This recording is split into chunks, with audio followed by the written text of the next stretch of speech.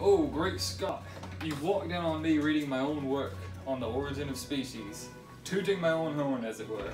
Nevertheless, come on in.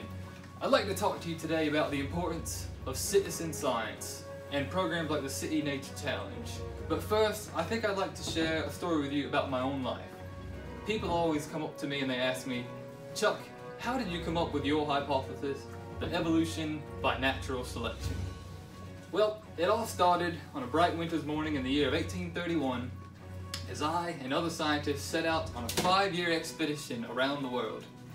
It took us to places like South America, the Galapagos, Australia, and back again. On the Galapagos, I noticed the most peculiar menagerie of birds. Some had great fat beaks, to the point that half of their head was their own beak.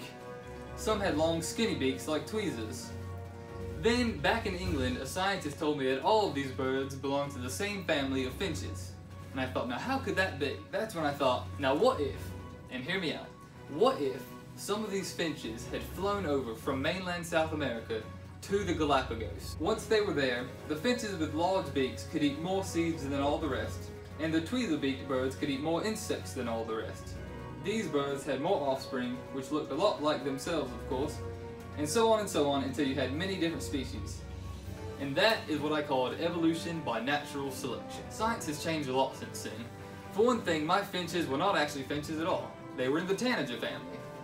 And not like the tanagers in North Carolina, like the summer tanager and the scarlet tanager, because those are actually cardinals. But no, more importantly than all that, science has changed because it's no longer necessary to go on 5-year-long expeditions around the globe in order to make discoveries about the natural world. Discoveries about plants and animals can come much more quickly now due to citizen science and programs like the City Nature Challenge.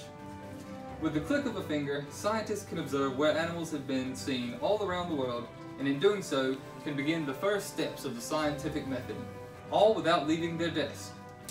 But it only works if people like yourselves upload pictures of plants and animals to iNaturalist and compete in the City Nature Challenge so scientists can observe your photo. Once you do so, you will see scientists add your photos to their projects, and you have done your part to increase our understanding of the world around us. And most of all, you may find that expeditions await you in your own backyard, and you will have a great time doing so. Beginning April 24th and running through the 27th, compete in the City Nature Challenge. Download the iNaturalist app and add photos of plants and animals to iNaturalist, and you'll be well on your way. Good morrow.